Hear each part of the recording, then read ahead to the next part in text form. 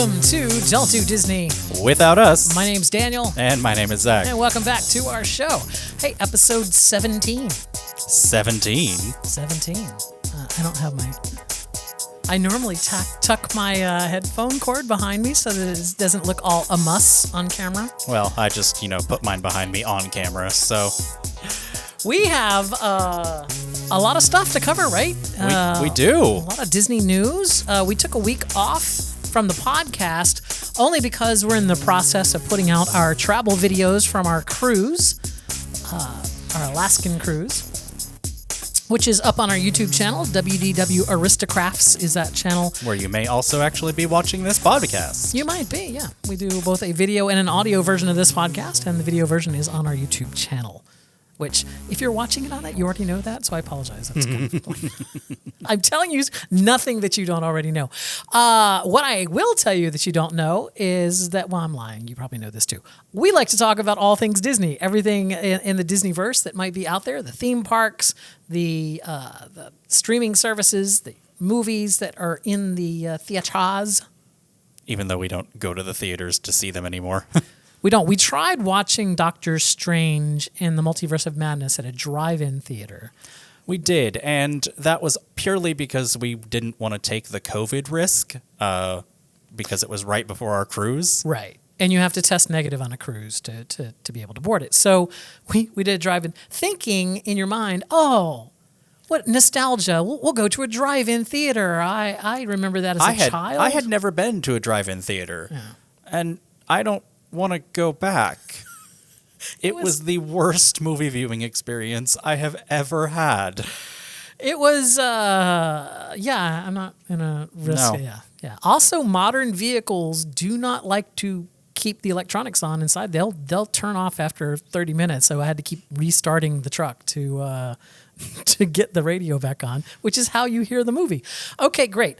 All of that being said, we rewatched it recently on Disney Plus. So now, and by recently, he means yesterday. Yeah, but now I actually can see the pieces of the movie that I couldn't see before. It was very dark in the drive-in theater. It was, and the screen quality wasn't the greatest. Yeah, but we're not here to talk about Doctor Strange. Why? It's a Disney property. It is. Do you want to just barrel ahead with that? No, I don't. Really, what we want to talk to you about today, what we're going to talk to you today, good luck at us talking today. What we want to talk to you about today is, I should have done my vocal exercises, but ma, ma, ma, ma, me, ma, ma, ma, moo, something like that. I don't think I've ever heard it done like that. Today I learned. I don't think it's actually done that way. I was just kidding. What we want to talk about today is going to the theme parks. Recently, we went to the Magic Kingdom this past Monday, and we went to Animal Kingdom on Saturday. And initially, I wanted to talk about the Finding Nemo, The Big Blue, and Beyond, which is the new incarnation of the Finding Nemo, the musical at Disney's Animal Kingdom, which just recently opened. So we on Saturday, we actually got to see that show, and I do want to talk about it, and we will talk about it. But then Zach propose that maybe we expand talking about it into how do we maximize our time at Disney, because in both cases, when we say we're going to a park for the day, we don't get there until 1 or 2 o'clock. Yes. We have not rope dropped a park in years. But I feel like that's because, unless someone's from out of town. If someone's from out of town and we're going with them, or we're, doing a park with someone who maybe isn't a Disney expert. Yeah. When we took your family to Hollywood Studios. Right. Yeah. That was an all day thing. And we did everything, with them. Anything that they wanted to do, we were game for, that we would help them do it in the most expeditious way, that we could. However, when it's just us going, there's only 1 or 2 things we kind of want to do, and those vary by the day and those vary by the trip. So I guess we'll talk about that then. So let's first talk about the Magic Kingdom. This was this past Monday, which is a holiday for us. Yes, Juneteenth. We went to the Magic Kingdom, and we knew the biggest pain point for us at the Magic Kingdom is the Transportation and Ticket Center. Yes, the TTC.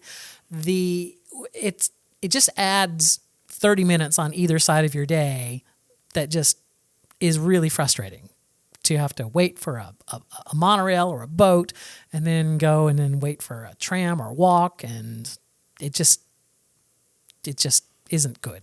Avoiding the TTC at all costs is how we do Magic Kingdom. Yeah. So we typically make a lunch reservation at either the Contemporary Steakhouse 71, which they have a great burger. So we either make a lunch reservation there, or we make a lunch reservation at the Grand Floridian Cafe. We would make a breakfast reservation at Kona Cafe, but those don't exist. Those don't exist. You can't. There's no such thing. You can't get an actual. If you want Tonka toast, you better get it from Captain Cook's. You'll never get into Kona Cafe. Never, I tell you. That's a joke. You can. It's just we don't have good luck at finding those reservations open. So we started our day by having a lunch reservation at Steakhouse 71 this time, which means what you're asking, why would you do these lunch reservations? What's the point? It's because you can park right next to the Kingdom. So you either parking at the Grand Floridian or you're parking at the Contemporary. And in both of those cases, it's a very short walk to the front gates of the Magic Kingdom. Yes. So you can just walk through the new walkway that goes over to the Grand Floridian, or you can walk down the sidewalk from the Contemporary, and Bob's your uncle. You're at the park, and when you leave, you just walk back to your car and you're gone. So you don't have to fight with everybody and their mom and their grandma and their 14 kids to get on a boat or a monorail to go back to the TTC. You just walk and then perhaps jovially laugh at the people still standing in line. And these are not signature restaurants. They're mid-range restaurants. The Grand Floridian Cafe, I think, is probably a little bit less than Steakhouse 71. But either way, you're going to get out of there with a lunch for two with drinks for under $100. Right. It's not. I know that sounds extravagant. Under $60, I would say. Right. The only reason our bill, I think, was even $60 is because you got an alcoholic drink at Steakhouse 71. So I did. Anyway, and that's how they get you. It's those darn $15 alcoholic drinks. That's how they get you. So that's the first thing. That's how we typically handle the parking situation, as we will go over there. In both cases, both on Monday and on Saturday when we were at Animal Kingdom, we decided to do Genie Plus. Primarily because we just really wanted to do 2 or 3 things. And we didn't feel like standing in who knows how long wait times for them, because... And when you're talking about 2 people, granted, we're not a family of 4, which then turns into like a $60 ordeal for every single day. For us, it's $15 a person. So it's a $30 deal for the day, and it means that we can start making our selections for Genie Plus as we're driving over to the park. We live about an hour and a half away, depending on traffic, so we can start making our first Genie Plus selection on our way to the park, right? So we could have, if we'd gotten up early, bought it at 7 and then bought in then, right? Yeah, we could have, but we didn't. No, we literally decided to get Genie Plus as we were. That was at Animal Kingdom. At Magic Kingdom, we did. We bought it. We got up at 7 a.m. in the morning. We happened to be up at 7 a.m. in the morning anyway, because it's a pseudo work day. Like all of our alarms are still set for work days and stuff. And by alarm, he means cat. Yeah. But so we did on Magic Kingdom. This is of interest to no one. I think we're just babbling now. But yes, we did buy the 7 a.m. If you are unfamiliar with how to stack Genie Plus reservations, there's several YouTube videos on it that will walk you through the process. The concept is that for every reservation that you make, you can make a new one after either you redeem it, the one that you made, or after 2 hours have passed since you made the last one. So by starting early in the day and making reservations for really popular rides that the return time is not until much later in the day, which is perfect for us because we're not actually going to get there until noon or 1. So a 2:30 p.m. return time is great. So we can do that at 7 a.m. in the morning, grab that 2:30 p.m. return time for a super popular ride, which in our case was... What did we pick? I don't remember. It's Thunder Mountain. Oh, Big Thunder. Yeah. So we picked Big Thunder Mountain, Splash Mountain, and the Seven Dwarfs Mine Train is an individual lightning lane, which let's not even talk about that one. And then we did Pirates of the Caribbean and something else. People Mover People Mover is not on Genie Plus. No, Yeah, but yeah, still, we still wrote it. But the concept of when we stack these things is like we can make the reservation so that we kind of get all of our rides squished together at a certain point during the day so that we can relax before that point in time. And then we do rides, right? We do this ride, this ride, this ride, all within a contained 2-hour period. And then we go and eat somewhere and leave, right? Right. So When we very rarely do rope drop to fireworks, mostly because that's a really long day. yeah. Yeah. When we go to the parks, it's for usually 4 or 5 hours. Yeah. I would say even if we were at the park, like staying at Fort Wilderness or something like that, where we would go to the parks early, we come back and take a break midday before Right. we go back to the parks at night. Yeah. As you should. Yeah. Especially in this Florida summer heat. Yeah, if you're from out of town, then yeah, you're going to want to do that. You're going to want to go do stuff early in the day so that you can get as many rides squeezed in as possible, and then go take a break in the heat of the day back at your resort where you have a pool, and you can cool off in the pool and swim. It is amazing how much swimming in a pool will make you feel so much better Right. in Florida. It's crazy how that works. Or even if you're not staying at a Disney resort and you don't want to drive all the way back to your hotel, go to the water park if you have a ticket that includes a water park edition. Most people wouldn't have that. I don't know. Anyway, some sort of water in the middle of the day is a good idea. Just pack a towel and a swimsuit and just go to a Disney hotel. They all have pools. Just go get in their pool. I don't think they let you in if you're not staying there or have a dinner reservation. Other people are opening those gates. You can you can walk in there.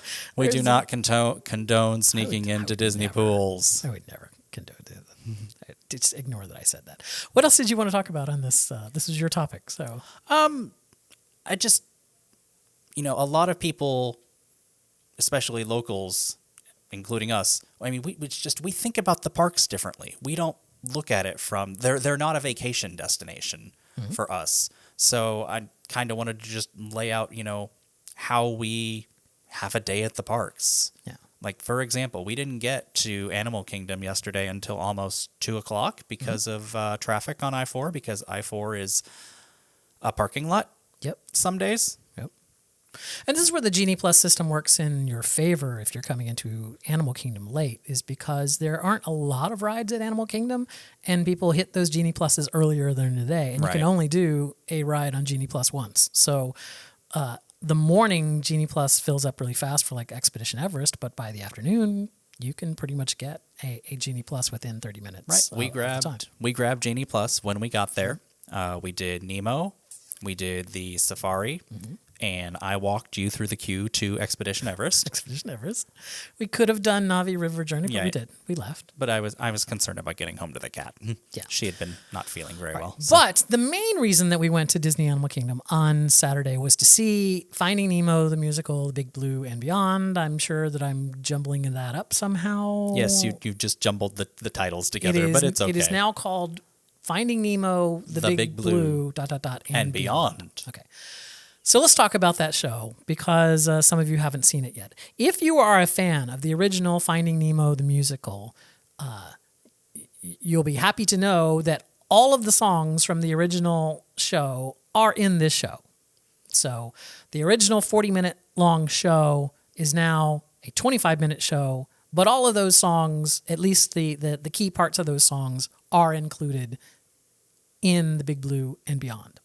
And that leads to some really weird transitions for me when I was watching it. Because you were so used to the original show? No, let's just say I'd never seen the original show before. There is kind of a reprising melody that Nemo sings, talking about how his dad isn't brave and his dad is not going to come and save him, which comes from a conversation inside the tank at the dentist's office with the other fish, right? And that's when he sings that part. And then he reprises it later when the pelican shows up and says, oh, by the way, there's a clownfish named Marlin that's in the harbor. And then Nemo, changes his tune to say, that's my dad. Underneath, he's really brave and strong, right? And it played well in the original show. In this show, out of nowhere, you get Nemo saying that his dad isn't brave. It's like with no prompting whatsoever, you just get this mini solo from Nemo talking about how horrible his dad is. And I was like, that's really jarring and out of place there. There's like no dialogue leading up to that. That just seemed really out of place for me. It kind of felt like the people who wrote Beauty and the Beast live on stage wrote this.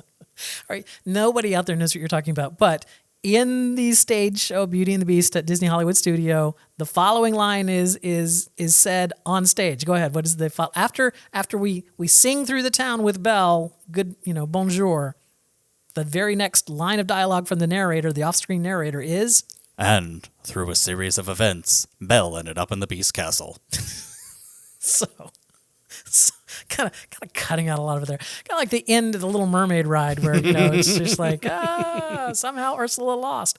It was, I get cutting it down, right? I do understand turning it from a 40-minute show, which is in the outside range of attention spans of some younger children, or some older younger children, and definitely outside the attention range of, really small children, to a 20-minute show, 25-minute show, which is more in keeping with the attention span of children. So I get that. I get it. The other changes that they made in the show were they don't have a lot of the same effects that they did in the first show. So in the first show, we had both Dory and Squirt on wires. So they were live actors on wires performing on stage, pretending that they're swimming, up in the air. And it was kind of cool in two different situations of using the wire and two different ones they were being. Now they've turned Squirt into a puppet on a stick. So he's just kind of up in the air.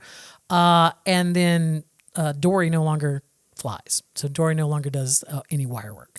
But they did add I don't know what type of screen it is. They added a screen behind the stage.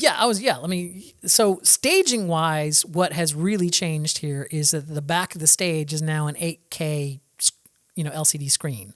So they will do backgrounds on it that kind of make the stage seem much deeper than it is. Like it gives a background to the background even. So it's really nice. The stage is really, really nice. And you don't really miss the wire work that much. I mean, if you didn't know, if you had never seen that show before, it's not like you're going to walk away from it missing it. It was just something that I noticed they didn't have. I also noticed that the big animatronic pelican is no longer there. They just kind of referenced the pelican off stage. All of the in studio or in theater actors, the ones that run around with the kites and they do the other things that come out into the audience, those performers used to do the swordfish and the penguins and things like they've taken all that out. So the only interaction you have with cast in the audience are just two different kite flyers that run by. Although Dory and Marlin did come right up into the audience singing at one point, which was new staging wise. But other than that, everything is kind of still in place. You still get your full, Bruce the Shark song, Fish Are Friend Not Food. You still get at least a version of Swim Together. You get the full version of Big Blue World. You get the full version of Dory's Just Keep Swimming. Mm-hmm. And some scenes are cut where there were reprises of those songs, but you don't miss any of those songs. And I know what you're saying to yourself. If you're a Nemo fan, you're saying you haven't mentioned Crush at all. Crush's song is still intact. They still have, I think the Crush scene, other than Squirt now being a puppet, is largely untouched. It's faster. I think they cut out some dialogue, but it is the full song. And what I did notice was in the past, Crush's role is a first tenor role, but he has to talk like this. And to find someone that can sing that high but also talk that low it's quite a range. And in the past, the Crushes, at least in our performances that we've gone and seen, the Crushes have really struggled to hit some of the high notes. Was like, oh wow, you're shouting, like that's not comfortably in your range at all. This Crush that we had this week was great. He was very good. It was all within his range. It was effortless. So instead of you almost feeling bad for how hard the guy is shouting on stage to keep the notes in place, it was just like it was effortless for this guy. I don't know who his name was, but he was great. So What was your overall experience with Finding Nemo? ... The Big Blue. Too many dots. Yeah. I think it's still good. I think, all the things that I loved about the show are still there. Most of the puppets are still there. There's very minor changes it's the original show in, I don't know, if it was an outdoor show, this would be the B mode, right? This would be the condensed version because there's a thunderstorm coming and we gotta, Hurry up. We gotta get this done quickly. But yeah, I feel like it's great. It's great. I feel negligent in not saying this. There are no new songs. So there's new dialogue because the overall show arc is now narrated by Gil and the pufferfish and the starfish from the original fish tank from the dentist's office. So they act as kind of like the Greek chorus narrators of the show to kind of stitch together the segments. He had it coming. What? What was that? He ran into my knife. He ran into my knife 10 times. What is that from? I don't remember. Oh, great. Oh, okay. Just random. What did you think of Finding Nemo, The Big Blue, ... and beyond? I don't remember the original show all the way through. Mm-hmm. So if I had never seen the original show, I don't know that I would have known that anything was really cut. Mm-hmm. So, I mean, there's this thing called YouTube. There is. Where you can see the original show, yes. And it's, anytime. It was good. I do feel bad for their performers because, some folks are getting sick and performances are having to be canceled at the last minute. But they're still putting on as many shows a day as they can. So yeah, they started with 5 shows a day. They are now down to 3 shows a day the day we were there. And hopefully they'll go back up to 5 as they get more backup actors and get more people trained up. So we will see that. Anyway, there you go. That was kind of a weird topic. Maybe we should have outlined it more. It's okay. You know what? It's on me. I apologize. To you, the listening audience, I apologize for our disjointedness there. Let's get to the news of the week. These are all things that are happening in the Disneyverse for the week of ending July 1st, right?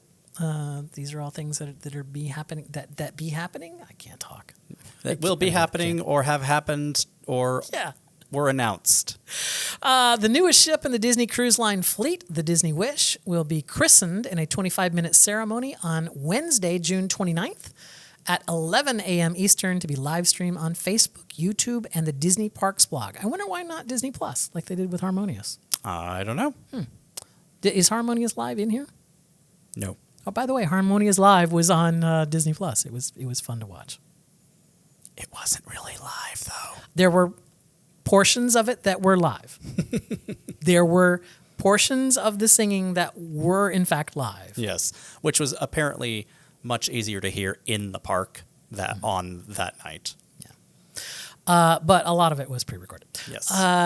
Okay, go ahead. In honor of his eponymous series premiering on Disney Plus on June 29th, a giant inflatable Baymax has appeared for photo ops in front of Disney's Hollywood studios. Disney has not mentioned when it will be removed. Wait, what? Where? It's right in front of the boat dock. Right in front of the entrance. I want to go there now. I want to go and get my picture made with Baymax right now. We can go over tomorrow after work. No, we can't. We got to get ready to go camping this weekend. Whatever. I'll Photoshop myself into it. Guardians of the Galaxy Cosmic Rewind will be receiving a holiday overlay. The standard 6-song playlist will be traded for a mashup of seasonal jams as well as an awesome holiday single bringing joy to Xandar and Terra 2. I don't know what that means. That was just Disney's official wording in their release about it. Says Disney. My greatest fear is that I would be riding that roller coaster and that Mariah Carey song would play. And I would just be trying to claw my way out of that roller coaster. You don't want to ride Guardians to the tune of All I Want for Christmas Is You? No, I don't. However, if Last Christmas by Wham is one of them, you can just thank Disney for massacring a bunch of people in Whamageddon every year. All right, what's our next one? From July 14th through July 24th. Mm-hmm. I'm not sure about that date. Okay. That's what's regardless, yes. Mid-July, Disney Enchantment is going to be presented twice nightly at Magic Kingdom at 9:20 and 11 p.m. Okay, that makes sense. Summer hours, the park is open later, and some of those nights, the park is open till 11 or midnight, so it makes sense. In the wake of the overturning of Roe versus Wade, the Walt Disney Company announced to employees that it would pay for travel expenses related to abortion services. Services? That's what you wrote, services. Look, typing is hard. Disney did this. Not only Disney, I think Meta has done this. There's a whole list of corporations that have done this. I think we have a suggestion into our human resources department that we should do it as well at our company. Maybe you should do it yours, if it's something you believe in. Okay, next. Narcoossee's at Disney's Grand Floridian Resort and Spa, originally scheduled to close on June 18th for refurbishment, will instead be closing on July 14th, with the refurbishment expected to last into 2023. Wow. To compensate, starting later this summer, date to be determined, Citricos will be available 7 days a week. Oh, so Citricos is one of those not open on like Monday, Tuesday kind of a deal? Maybe that's why I could never get a reservation there. Because you were always looking on Mondays and Tuesdays. So it's looking on Monday or Tuesday. Okay, the Top of the World Lounge at Bay Lake Tower at Disney's Contemporary Resort will be reopening on July 11th as the Top of the World Lounge, a Villain's Lair, where eligible DVC members and their guests can experience spectacular views while sipping sinister concoctions and nibbling on fiendish fare. That's directly from the press release. Yes, that is straight from the mouth of Walt Disney. Right. But hold on, if you want to go there like we do, you can't. The lounge will be open from 6 p.m. to midnight daily, subject to capacity restrictions and operating hours. Guests must be either an eligible DVC member or accompanied by one, as proof of membership must be presented to enter. So, which means if you rent somebody else's DVC points, you can't go. However, what that does mean, if you're a listener of our podcast and you are a DVC member who will be there, you want to take us up. You could invite. We'll buy your drinks. I mean, not for your entire family, for all night, but we'll buy a round. We'll buy a round. We'll buy multiple rounds if it's just one person. Whatever. Yeah. We'll I would like to see it. Yeah. I didn't even know there was a lounge up there until very recently. We don't know any DVC people. I mean, we know of them, but we know of Jen LaForge, but we don't know Jen LaForge. So it's just like, hey, Jen, could you? No. Can we get on the lounge? Okay, next. The 2022 Epcot International Festival of the Holidays will begin on November 25th. No end date has been announced yet, but this usually runs through the end of the year. I would assume the end of the holidays. It would be silly to have the Festival of the Holidays like in March. St. Patrick's Day is a holiday. Yeah, so is Easter. Mickey's Very Merry Christmas Party will return in full force this holiday season, being held select nights from November 8th through December 22nd. Tickets range from $149 to $199 depending on the date of the party. Annual pass holders and DVC members get a $10 discount. Tickets will go on sale to Disney Resort guests, including the Swan and Dolphin and Shades of Green, on June 30th, with all other guests able to buy tickets starting on July 7th. Now, that makes no sense as written to me, meaning that if you have a reservation at Swan and Dolphin, all right, if you have a Disney Resort reservation during the time that you want to buy the ticket, then you get priority. Is that what that's saying? I believe so. Right, tickets go on sale on June 30th for those guests, meaning who are on property at a Disney Resort hotel on that day. Or sometime during that day. Wait. All right. See, now this is where you're confusing me. It's like, are you saying that people who are staying at Disney hotels on June 30th will get an early shot? Or are you saying people that have a reservation during the time that they want to buy the ticket for will have an early shot? So if I have, because holiday hotel are sold out at a lot of places. So if I already have my room at Coronado Springs during the time that there is a Very Merry Christmas Party, I can buy mine on June 30th. I don't know. That again is straight. That seems to be the only thing that makes sense to me. That's straight from Disney, so they didn't clarify. All There you go. So your mileage may vary. Go ahead.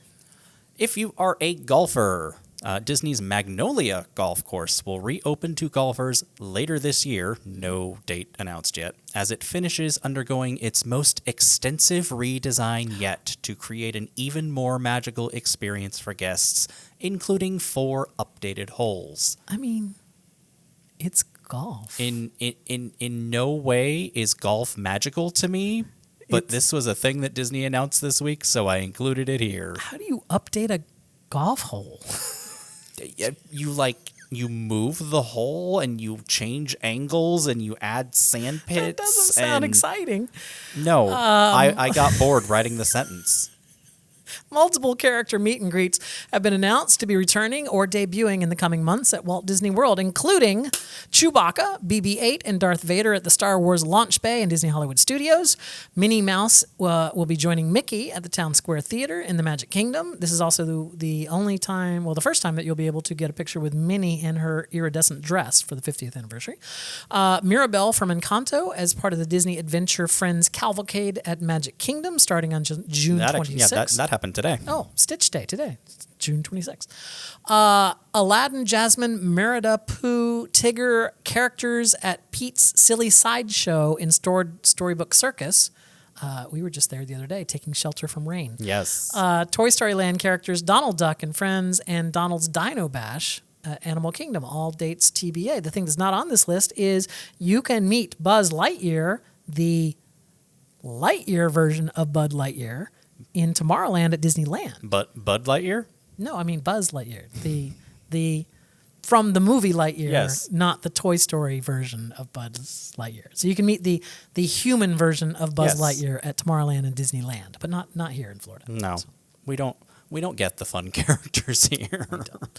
All right. Well, there you go. That is the news for the week, or at least the news that we felt like was something that we could talk about. The other thing that is coming up rapidly is if you are going to the One Family Pin event, which is taking place in August, your RSP is due on July 1st, which is this coming Friday. So July 4th. It's due on July 4th? Mm-hmm. Oh, okay. So regardless, you need to get on the board on the ball if you haven't already made your RSP choices for the Disney One Family Pin event. And to that end, we have a video on our YouTube channel where we make our RSP selection. So if you want to see what the pins look like for this pin event, check out that video. And you can also say which pins that we have decided to put our name in the hat, name in the ring for. Our hat in the ring, our name in the hat. I don't know. We put our name somewhere, and maybe we'll get it. We're gonna play the lottery. We're winning. We're vying for a chance to be able to pay for something. It's exciting. Let's get to our heroes and villains of the week. This is an odd number show. I believe that means that we go with villains first, and we'll go ahead and let you start. Who was your villain of the week? I kind of stole this from you because you were complaining about it yesterday, and it's actually very, very annoying. Yes, it is. My Disney Experience, which is already a terrible app and crashes all the time. On Android. Yes. It may be great on iOS. We don't know. Does it crash all the time on iOS? Tell us in the comments. Let us know down below.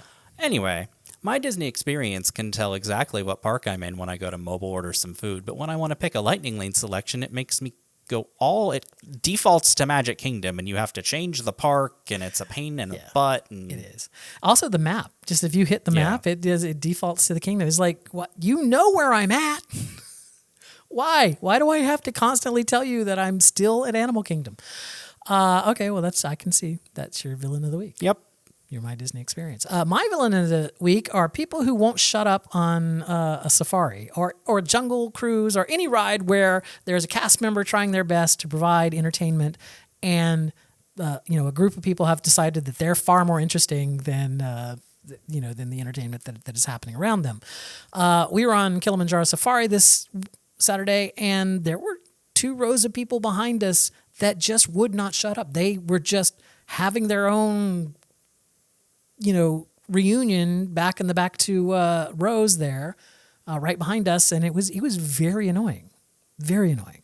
So don't be those people. If you there are plenty of bars at Animal Kingdom that you can sit down and have reminiscence about without needing to be on a bumpy truck on the Serengeti. Just saying. Yup. It was very annoying. All right, who's your hero of the week?